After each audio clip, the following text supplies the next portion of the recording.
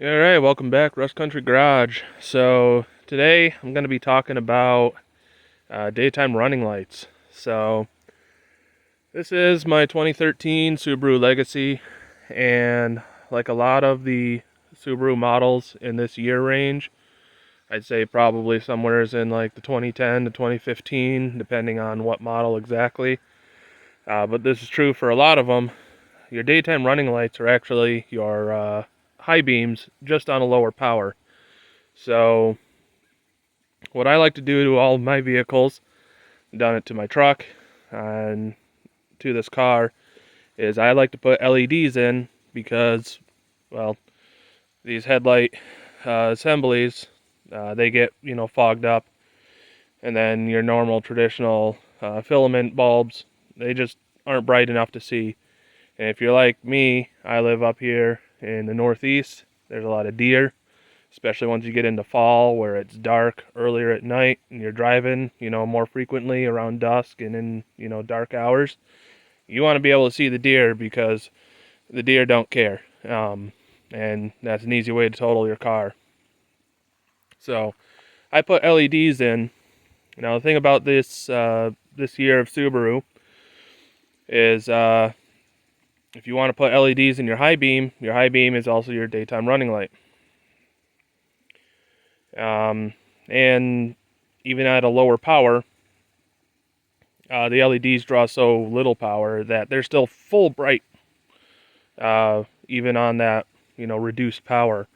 So with a normal filament bulb, it would get dimmer during the day when it's daytime running light, and, nobody cares. But I put LEDs in, and I was getting flashed, like, constantly. And I actually had a cop I thought was going to pull me over because they're sitting there flashing their high beams at me because I didn't realize that was the case. So I've been driving with just my low beams on, during the day. And it's not bad, but the low beams, I don't want them to burn out by driving with them on all the time. The low beams are actually behind a dust cap, so they're going to get a lot hotter. And if you know anything about LEDs, they get pretty hot as is. So what I've done here, to give you an explanation, so this is a base model car, and you might not notice that right off the bat if you know Subarus because this has fog lights in it. So check out my other video. I'll be posting about that process. But I put fog lights in here, aftermarket fog lights, and they're on a separate wire harness than the rest of the car. So my plan is I'm going to run those as my daytime running lights. So I'm just going to have those on, during the day. And I've disabled the normal daytime running lights. So let's talk about how I did that.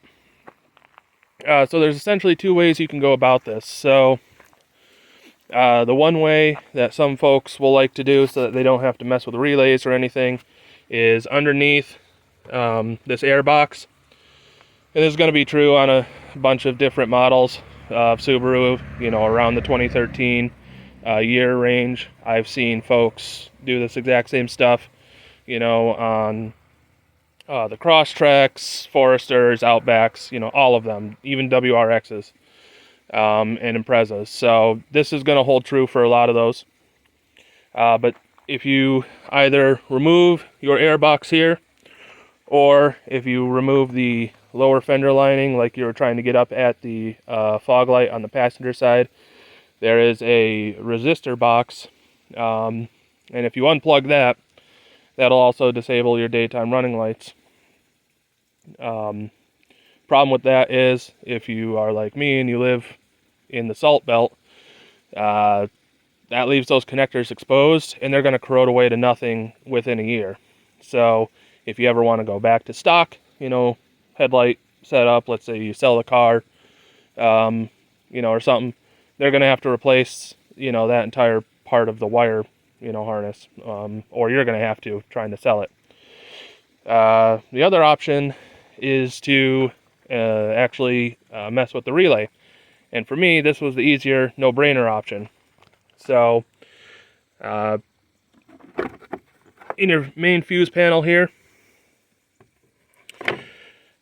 and this is where it's pretty much the exact same layout regardless of what model you have. The screenshots and videos that I've seen of folks doing this, mostly on like Imprezas and Crosstreks, it's the exact same fuse box here.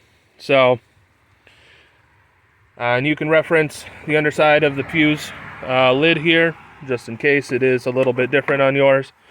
But for me and all the other models that I've seen, this guy right here is your daytime running relay. So you can't just pop that out, because then your high beams won't work. So what you have to do is you either have to do what I did, and you can get a new relay that is just a 4-pin relay, or you can take the stock relay, which I have here in my hand, and that middle pin in the 3 here, so where my finger is, that middle pin is actually what controls the daytime running lights. So what I did is I got this same multifunction relay here, just in a 4-pin that doesn't even have this middle pin. It's just a stock Subaru part, and I'll put it in the description. You can put that in there, and that'll disable the daytime running lights. Or if you don't want to spend the like $10, $13 for the new relay, or do your research and get a cheaper 4-pin relay, you can actually clip that middle pin right out, or file it down, or however you want to make it shorter, so that it doesn't make a connection in there, and then that'll fix it. So let me show you here real quick what this actually does. So it's getting a little bit darker out here, but it shouldn't be dark enough to turn my daytimes off yet.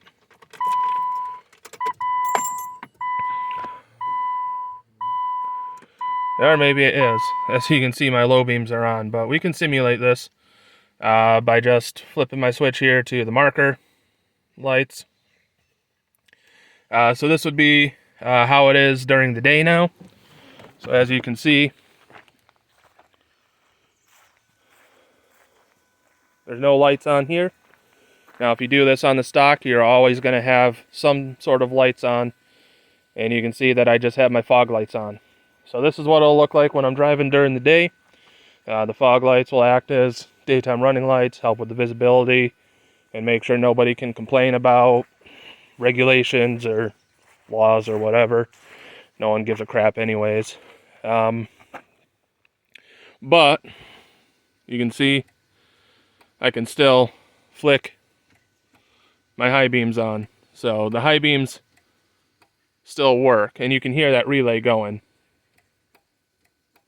I don't know if you can hear it all that well from here, but you can actually hear that relay clicking. So that's nice, because this lets me use the auto function on my light switch there. And now I can let that turn my low beams on when it's dark. I don't have to worry about it. I could even keep the fog lights on with the low beams. It's not like they're super bright. I'm not putting LEDs in those, so I'm not going to blind anyone by having both running. And it still lets my high beams be used as normal. So handy little tip here, in case anyone wanted to. I know some folks on depending on the model that you have, maybe you use it to go out in the woods. You have a Forester, or one of the other models that has more clearance than the like 2 inches that this thing has. Maybe you use it to get out hunting or something, and you don't want lights on, you can turn them off. So short video, my quick little tip here and the explanation of it. If you found it helpful, like the video and subscribe to the channel. I plan on putting out more tips and stuff as I work on my vehicles. So hope you enjoyed it, and hope to catch you in the next one.